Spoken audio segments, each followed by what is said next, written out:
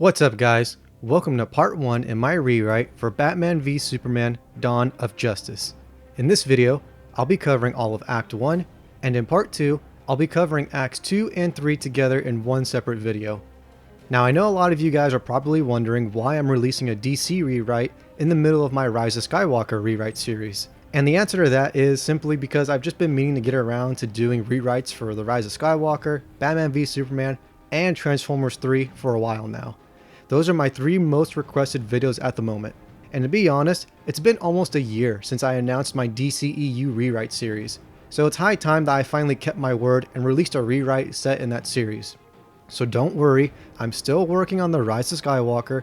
I'm just trying to see if I can catch up on some of my late work at the same time. And with that being said, please be patient and don't ask me when the next video will come out or what the next video will be about, because currently I'm going through school and that takes priority over everything else, including YouTube. This is just a hobby that I do for fun on the side, and I don't really give myself hard deadlines for any of my videos. I try to release at least one video per month while also juggling work and school at the same time. So if you ask me when the next video is coming out or what it will be about, I'm just going to ignore you. So please don't do that to yourself. Okay, so Batman v Superman Dawn of Justice is easily one of the most controversial comic book films in our generation. Not because the story itself has any divisive or provocative content, but because the fan base is so split on their reception of the film. Rarely do I ever see people argue so passionately and so aggressively on the internet about a movie like this. This is true nerdy obsession at its finest. Practically nobody is allowed to critique this film online without getting hit by a tidal wave of fanboys who defend every single creative decision of this film with so much intensity that it's almost like a chunk of the fan base sees this film as the most perfect story that has ever been told in human history. They talk about it like it's a glorious masterpiece, like it deserves to go down in history as one of the greatest pieces of cinema ever made. That being said, I want to critique this film. Not in a negative way, but in a way that helps the story reach its full potential. Because in my opinion, the original film had a lot of really interesting concepts that ultimately fell short because the execution of those concepts wasn't as graceful as they could have been. And I was really interested in those concepts too. I wanted to see more of the ideological battle between Batman and Superman. I wanted to explore more of the relationships between Bruce Wayne, Clark Kent, and Lex Luthor. Unfortunately, the film didn't handle all of those ideas with as much clarity and efficiency as it could have. So, what I want to do is deconstruct the original version of Batman v Superman Dawn of Justice and rewrite it into a more simplified version that not only sticks to the film's roots as a Batman and Superman crossover, but also commits to fleshing out the relationships between Bruce, Clark, and Lex, along with the themes that came with those characters. That being said, there's a couple of ground rules that we have to follow for this rewrite. Like most of the rewrites on my channel, I like to keep my rewrites as realistic as possible. I want to stick to the original film's vision as much as possible and work within the same restrictions that the real Batman v Superman had. Otherwise, this really wouldn't be a fair critique. So, here's the criteria that we have to follow for this rewrite. Number 1. Batman and Superman need to start off at odds with one another, but they'll eventually team up against a common threat. Number 2. That common threat will come in the form of a DC Comics villain that Lex will employ as part of his master plan. This rewrite isn't going to feature Doomsday, but it will feature another DC villain who will serve as Lex's champion in the 3rd act. Number 3. Lex Luthor has to be the main antagonist for this film. And number 4. By the end of the film, we have to have Superman down and out of the count. He doesn't have to be dead, but he does need to be out of the picture in order to keep this rewrite realistic with the original film, and to also leave his fate open for the Justice League movie that's going to be coming up after this. And number 5, we have to include some kind of setup for the Justice League movie. I've mentioned before that I'm not a fan of the way Marvel compromises their standalone films by constantly setting them up for the next ensemble sequel, so whenever it comes to my superhero rewrites, I usually try to avoid that as much as possible, just because I think it's like forced world building. It's not really organic or natural.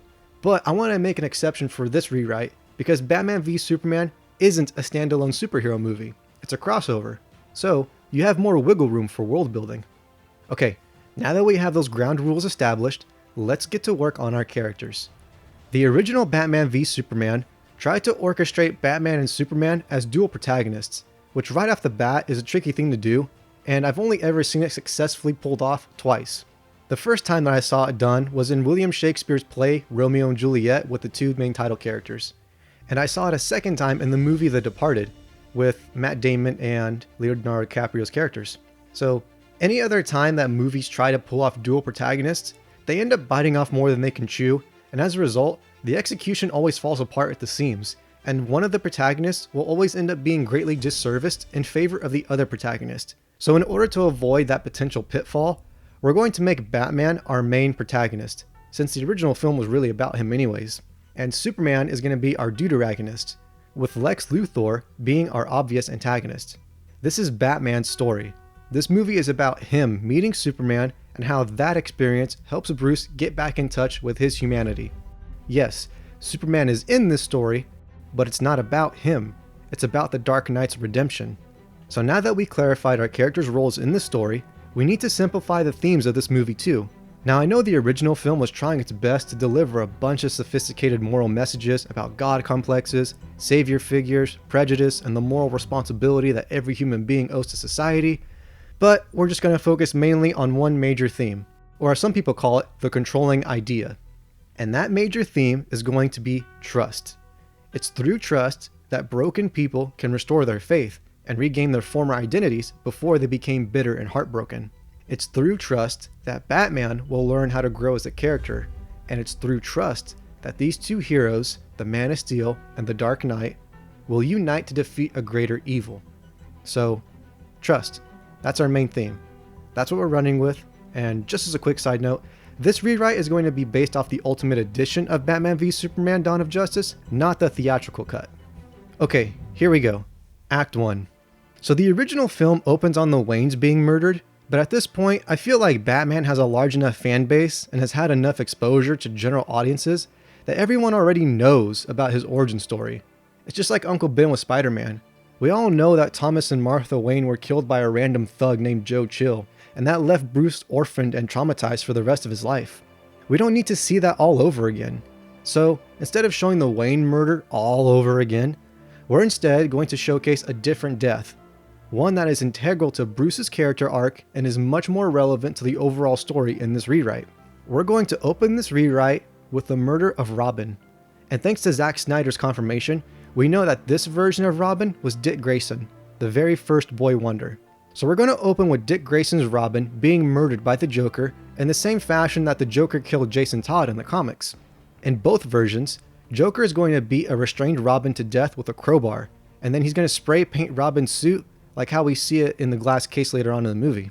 And we can have this opening scene be just as cinematically poetic and stylish as the Wayne murder was in the original film, with Robin's death being more of a montage as we cut back and forth between Dick's funeral, his death at the hands of Joker, and Batman rushing to save Robin, but ultimately arriving too late.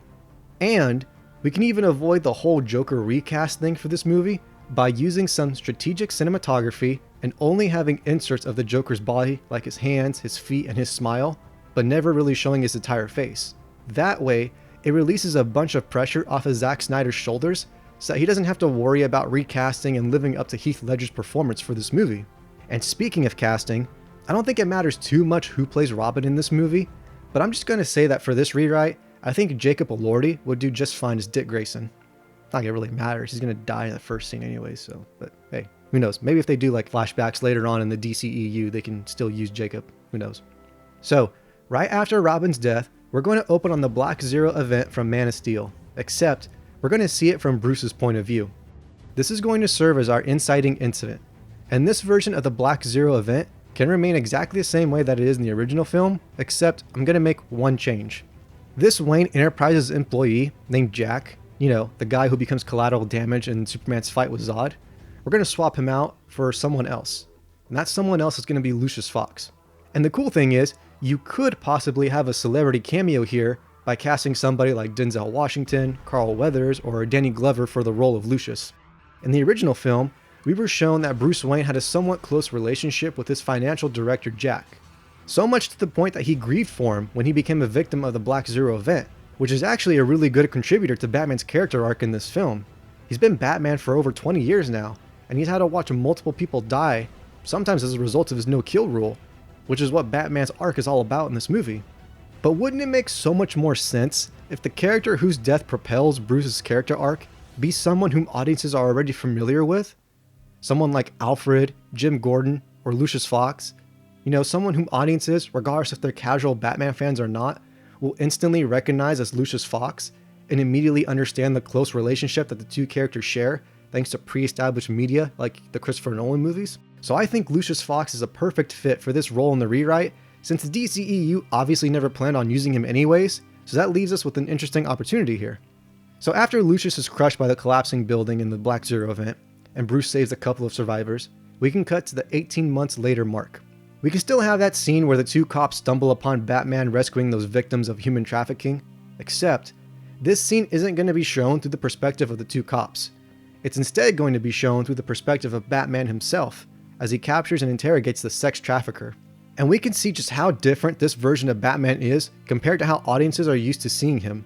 This version of Batman is darker and crueler. He swears a lot more, and his methods of interrogation border on torture, as he continuously slams his victim's head against the wall, and he unnecessarily breaks a bunch of his bones and repeatedly chokes him out.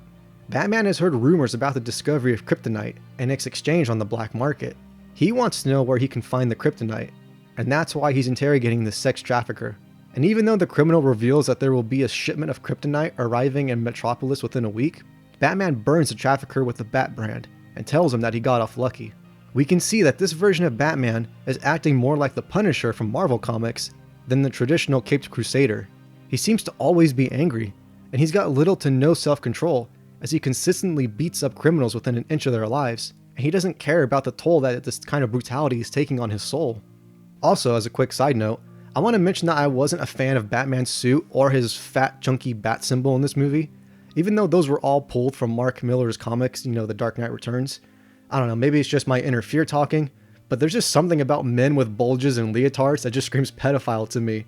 So even though it's accurate to the source material, I think this is where comic book movies can benefit from not sticking so close to the original source material. I want to just stick with the original bat suit that existed in the concept art for this movie. Because to be honest, it just makes more sense for the bat suit to be a fully ballistic suit of armor instead of a skin-tight leotard. Because Batman is a vigilante who goes out every night fighting bad guys with knives and guns. He's going to need armor, not a bullfighting suit. Anyways, Bruce returns to the Batcave and informs Alfred that he has a lead on the kryptonite. Alfred gets upset as he's concerned for Bruce's mental stability, and he gets into the same argument with Bruce about the morality of killing Superman that he does in the original film. After the argument, Bruce walks over to Robin's encased suit, and he broods over the loss of his son, his grief fueling his misplaced sense of justice. And that's the whole point of Bruce's character arc in this film. The lie in Batman's arc is that Superman is a threat to humanity that needs to be neutralized.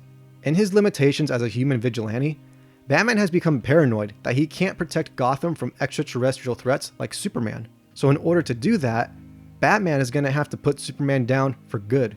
He's going to have to break his no-kill rule. The ghost that supports this lie is going to be the Black Zero event from the climax of Man of Steel, as well as the death of Lucius Fox. Batman was helpless from stopping both of those disasters. He was powerless. Batman's justification for breaking his no-kill rule is that Batman swore to preserve human life, not alien life. He's willing to make an exception to his moral code and kill an alien if it means the people of Earth will be safe. The want in Batman's arc is to protect not just the people of Gotham, but the entire world. In the face of the discovery of hostile alien life, Batman has extended his duties as a guardian from the confines of Gotham City to the entire planet of Earth. Batman has always dedicated his life to stopping crime, so that no child has to suffer the same pain that he experienced as an orphan. Yet, how many children were made orphans during the Black Zero event? How many people lost their families because of the feud between Superman and Zod? The world has become a much bigger place, and now, Batman feels obligated to rise to that challenge. Long story short, Batman wants to become Earth's homeland security against aliens. The need that Batman must acknowledge is that he needs to learn to let go of his fear. He needs to learn how to trust again, because his paranoia has driven him to become the very thing that he swore to defeat: a murderer. The irony in Batman's crusade against Superman is that the more action he takes in defending the human species, Batman loses more and more of his own humanity. If Batman wants to be the protector that the world needs him to be, then he can't be blinded by grief and controlled by fear. He needs to let go of his paranoia and learn how to trust again. He needs to get back in touch with his humanity. It's no secret that Zack Snyder drew a lot of inspiration from the Dark Knight Returns comics by Frank Miller, and the most obvious part of that is Snyder's portrayal of Batman. Because in those comics, Batman is a veteran crime fighter who has become much more grizzled and unforgiving, and his character design is meant to reflect that. As Batman is drawn to be built heavier and he's shown to be a lot more of a brawler or a boxer than a martial artist. The bottom line is, this version of Batman in Batman v Superman is supposed to be Frank Miller's Batman, where he's more barbaric and he hasn't killed anyone yet, but he's on the verge of crossing that line. So for Bruce, everything changed that night Robin died. Now, Batman's humanity is at stake, and so in order to preserve what little humanity he has left, Bruce must change from being Frank Miller's Batman to traditional Batman. We cut to the Daily Planet, where Perry White is introducing Jimmy Olsen, their newest intern, to Lois and Clark. Perry tells him that he wants Lois and Clark to take turns showing Jimmy the ropes, and Clark gets to go first, as Perry instructs Clark to bring Jimmy with him to Luthor's campaign speech this afternoon. As the two reporters join the crowds at Metropolis Square, Clark will break the ice with Jimmy and start chatting with him. We can tell that Jimmy's nervous at first, but once Jimmy starts to feel comfortable, he divulges to Clark that he is a huge Superman fan, and he shows him the Superman watch that he bought online. This makes Clark smile, as Lex Luthor and Bruce Wayne both appear on stage. I know the Lex Luthor that we see in Batman v Superman is supposed to be Alex Luthor Jr., the original Lex Luthor's son, but I think we would be so much better off with the OG Lex Luthor that everyone knows and was expecting for this movie. I know that the biggest fan cast by audiences was to either bring Bryan Cranston on or to hire Michael Rosenbaum to reprise Lex after he played him in the TV show Smallville, but both options really seem unlikely because Bryan Cranston likes to avoid typecasts, so I seriously doubt he would have wanted to play another bald genius scientist. And it's not too often that an actor will reprise an old role for a reboot, so that takes Michael Rosenbaum out of the picture. I've even heard some people petition Billy Zane as Lex Luthor, and while I do agree that it wouldn't be a bad idea, I don't think it'd be realistic because Billy Zane doesn't really do big budget movies anymore, and he's been focusing more on TV shows, indie films, and personal projects. So Batman v Superman just seems like it'd be way too big of a blockbuster to fit Billy Zane's current modus operandi. I actually think that a number of lesser known actors could have been great as Lex Luthor. The one that I like the most is Corey Stoll, but Ryan Wilson has also expressed interest in the role as well, and I still think that could work. The DCEU has become notorious for its casting decisions. Multiple characters like the Joker, Deadshot, the Flash, and Lex Luthor were terribly miscast, which led to some inaccurate portrayals of some of the most iconic and beloved characters in the DC franchise. It also resulted in some serious backlash from the fanbase. And to be clear, it's not the actors' fault. Will Smith, Jesse Eisenberg, Jared Leto, and Ezra Miller are all good actors, but none of them have a lot of range as far as acting goes, and so their talent is limited to a sort of niche performance, which isn't a bad thing, it's just a reality with show business. Not everyone is cut out for every type of job, and not every actor is cut out for every kind of role. So, I hold no blame against the actors themselves for being miscast. I mean, they're just looking for work. The fault lies with the casting directors working on the DCEU franchise. Not only is it the casting director's fault for hiring actors for roles that they aren't a good fit for, but the executive directors and producers of those films are responsible as well for allowing these creative decisions to be made. Marvel Studios has always been very particular in finding actors who can not only embody their characters mentally and emotionally, but physically as well. They even have their actors dye their hair and go on special diets to better resemble their comic book counterparts. That's something the DCEU hasn't been able to do with any of the characters I've mentioned so far. It's no coincidence that the characters who were miscast ultimately bore little to no resemblance to their comic book counterparts. Either the filmmakers didn't do their homework on those characters and were ignorant of the character's true nature, or they knew how the characters were portrayed in the original source material and just didn't care to follow that. So either way, I want to stick with Corey Stoll as Lex Luthor Sr. in this rewrite of Batman v Superman. So in this rewrite, Lex Luthor will be running for mayor of Metropolis, and he is piggybacking off of the collateral damage dealt by the Kryptonians from the Man of Steel movie to market himself as an altruistic and patriotic savior of the people. LexCorp and Wayne Enterprises have partnered up recently to help donate the most amount of money to the Rebuilding Metropolis project in the wake of the Black Zero event. While Superman needlessly causes destruction in the name of protecting innocence, entrepreneurs like Lex Luthor and Bruce Wayne are the true heroes, since it is through their efforts and their donations that the innocent civilians of Metropolis are able to recover from Superman's antics. In essence, Lex Luthor is protecting the people from their own self-proclaimed protector. His whole mayor campaign is an anti-alien policy that is catered to the middle and low classes in an attempt to gain their support. And it works. Initially, there was a controversy over the Man of Steel. A handful of people thought of him as a messiah, an all-powerful and all-benevolent guardian angel sent straight down from heaven. Others see him as a reckless foreigner whose unearthly powers only bring trouble, and these people see Superman as an outcast that has no place among them on Earth. But the majority of people are on the fence.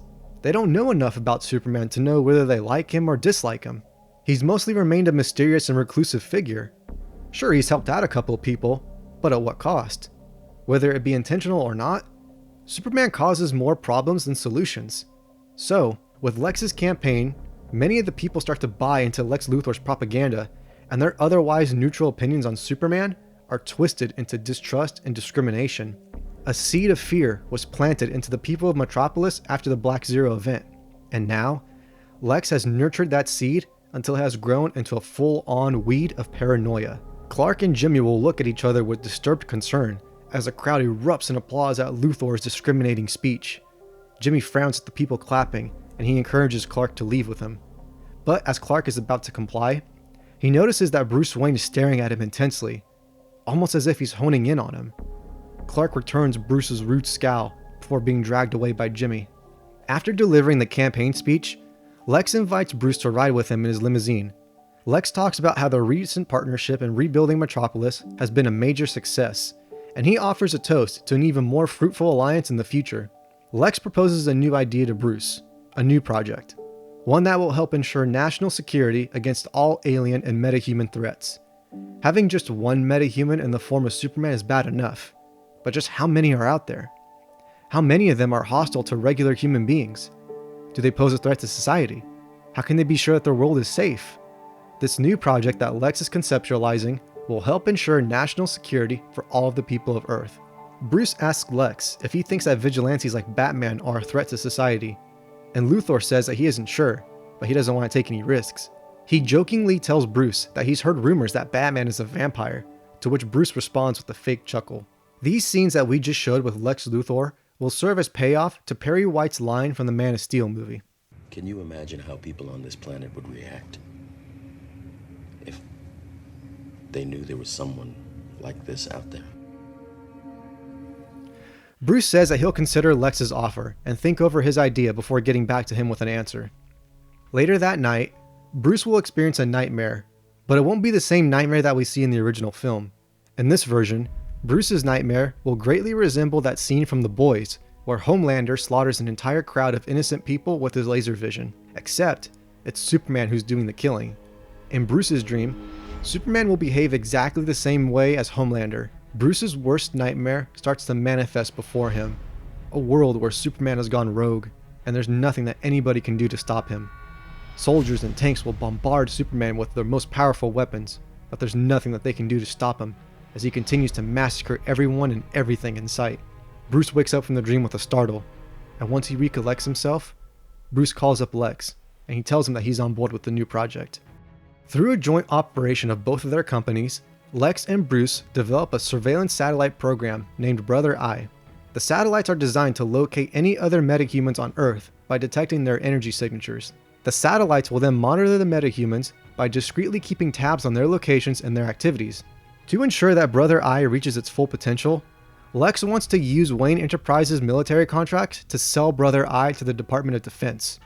With Brother Eye, Lex believes humanity can be a united front against all foreign threats like Superman and the rest of the potentially hidden metahumans. Lex introduces Bruce to his top scientist, Dr. Blake, and together, they combine a team of engineers and programmers to build the Brother Eye satellite. We see a montage of Bruce and Lex collaborating as they oversee the project and consult with Dr. Blake. At the end of the montage, we'll show Bruce and Lex sharing a glass of bourbon in Lex's office. This is where Lex will show some vulnerability and reveal to Bruce his daddy issues and how that correlates to his fear of Superman. Because even though we get that same information in the original film, I think it loses its impact because it portrays Lex as being a crazy person, and because we think Lex is crazy, We think his motivation for demonizing Superman in this movie is invalid. And while Lex Luthor has always been portrayed as being very obsessive over Superman, the best versions of Lex are the ones where he's not insane. In this rewrite, I want Lex to be a very shrewd, practical, and intelligent businessman. And that's why Bruce trusts Lex so much in this version of the DCEU.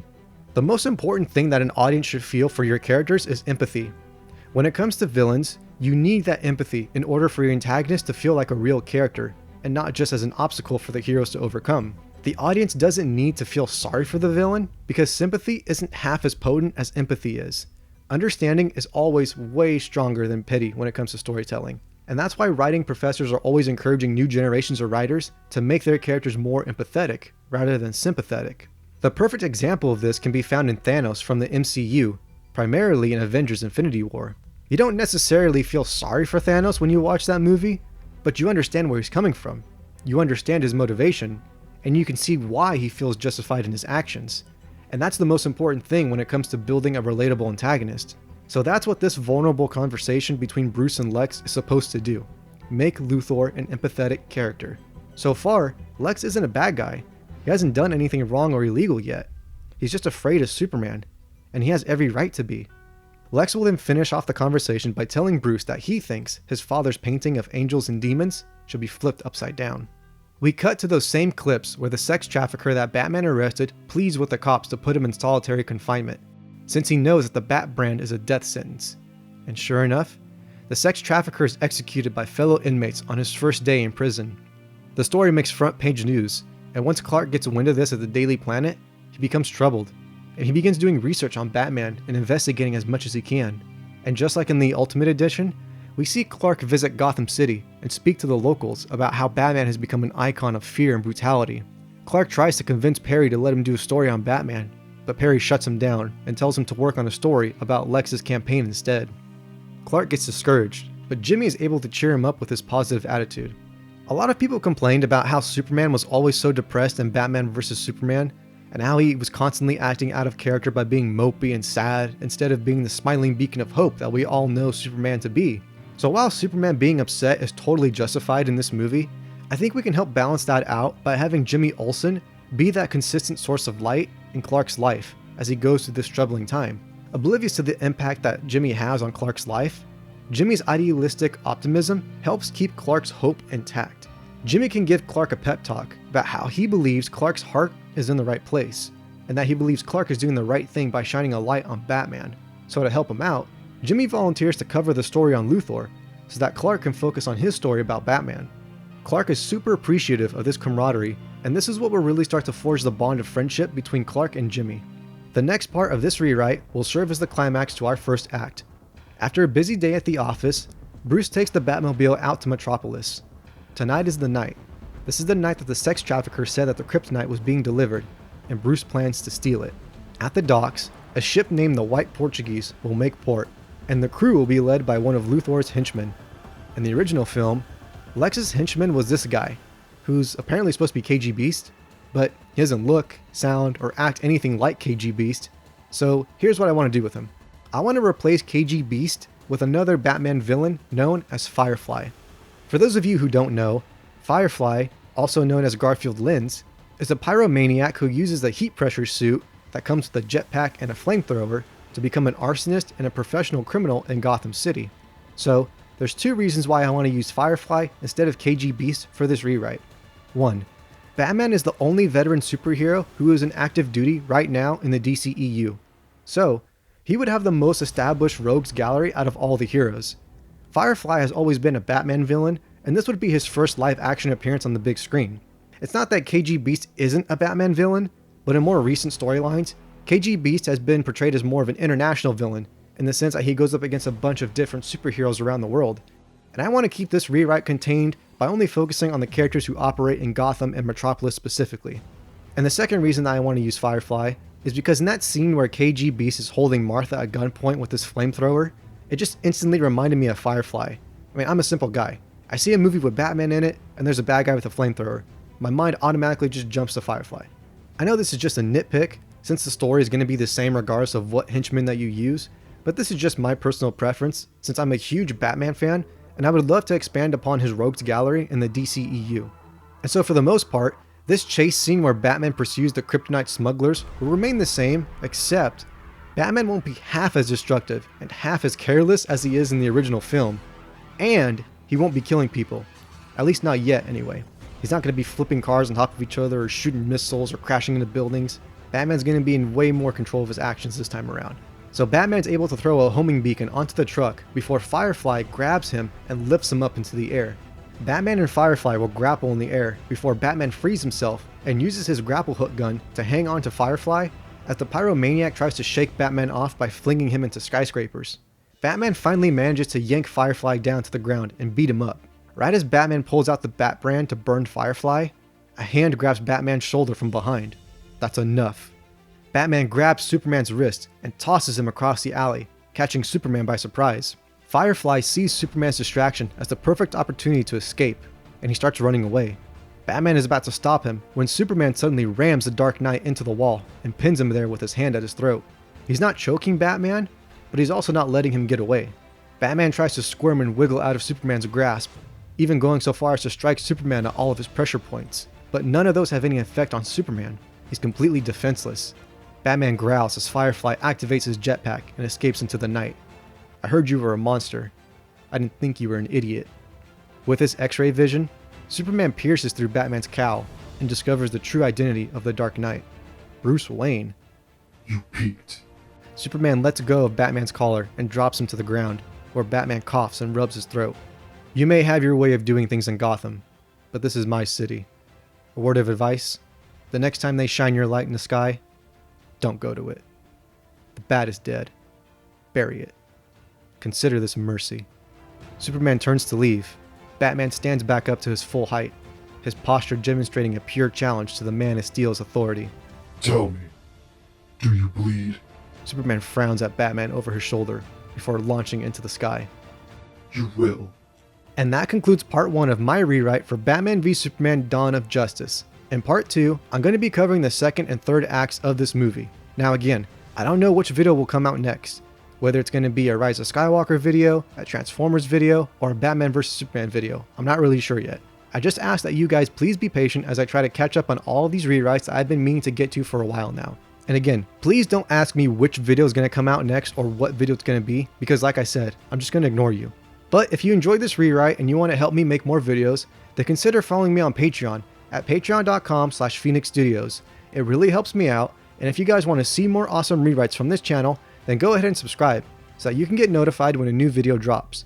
Let me know what you all think of this rewrite so far, and I will catch you guys next time.